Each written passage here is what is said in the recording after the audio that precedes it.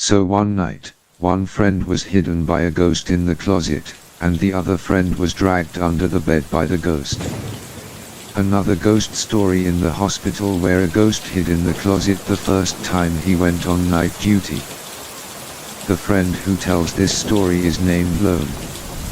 At that time, her group had a total of 14 people and was sent by the school to intern at a hospital. These 14 people are divided into pairs, every 2 people are a pair, and will be on night duty once a week. Only you will pair up with a female friend. Different, and very lucky you two were the first to go on duty because it was your first time going on duty, so you two were also very worried and scared.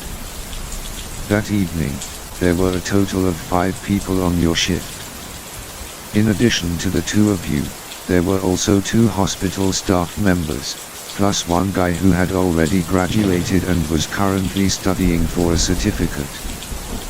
Practice at this hospital.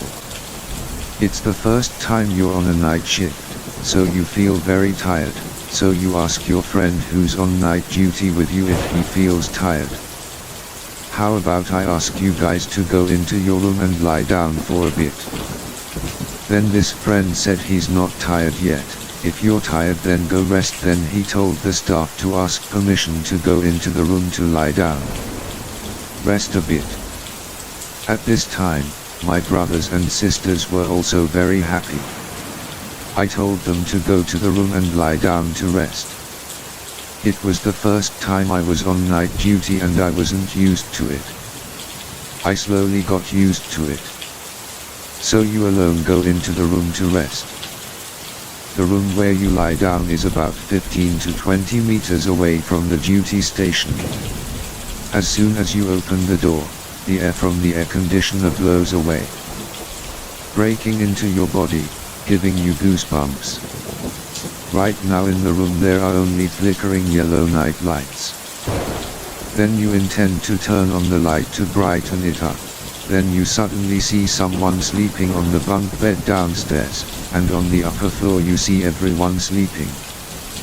They are wearing a white shirt, their hair is loose around their shoulders, they are facing the wall, the blanket is covering half of their body and you can see that the sleeping posture of these 2 people is exactly the same. At this point, you are also a bit wondering.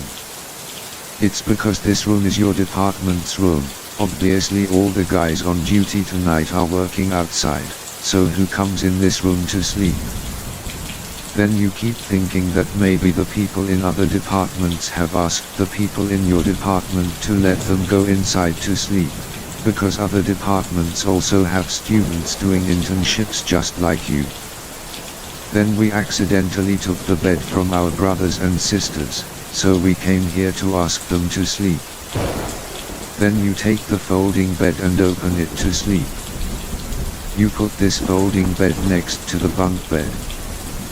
Because it's your first night shift, you don't have much experience.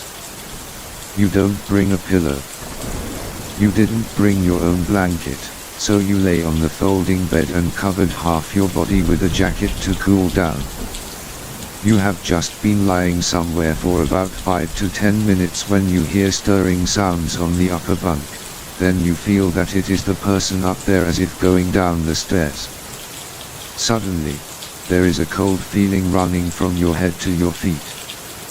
You just think it's because the air conditioner is blowing air, but there's a strange thing under the soles of your feet. That cold feeling just keeps going like that, and doesn't go away. You also found it a bit strange, so you turned around to take a look. When you first opened your eyes to look at it, you saw a figure wearing a white outfit and standing right at the end. Your bed.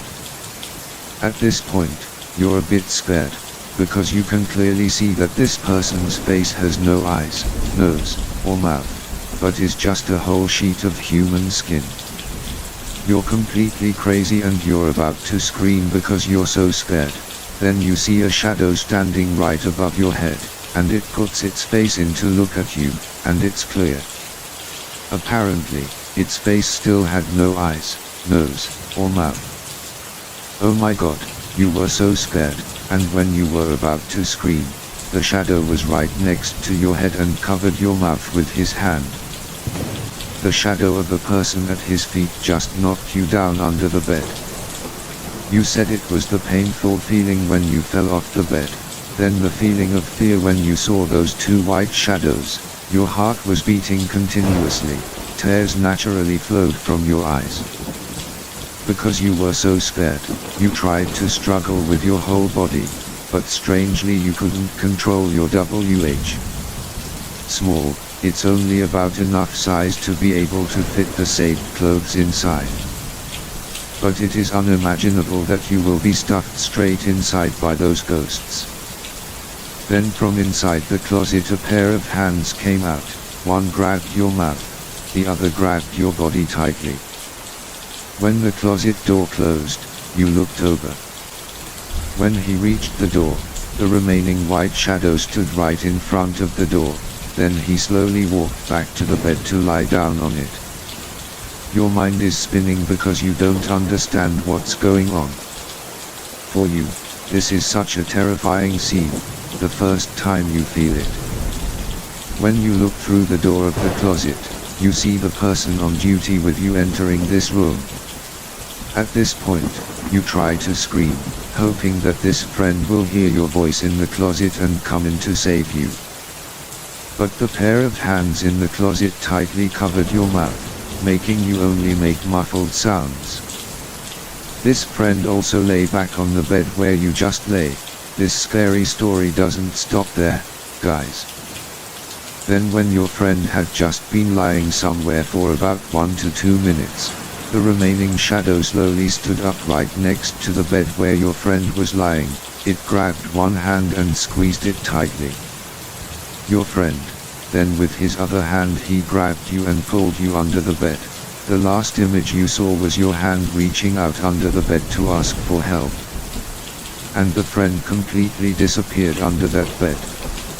So one night, one friend was hidden by a ghost in the closet, and the other friend was dragged under the bed by the ghost. No one knew.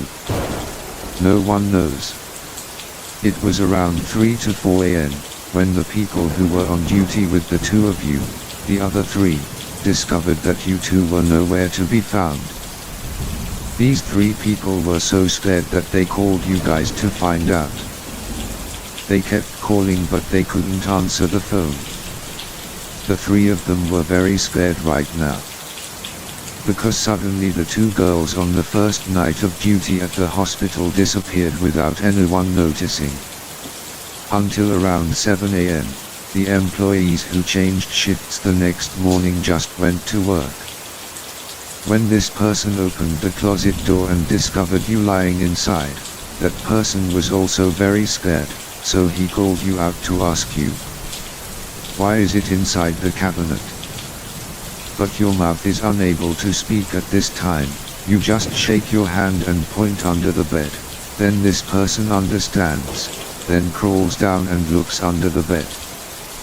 Then I saw my remaining friend lying down there. Then I asked everyone to help and pull out the person lying under the bed.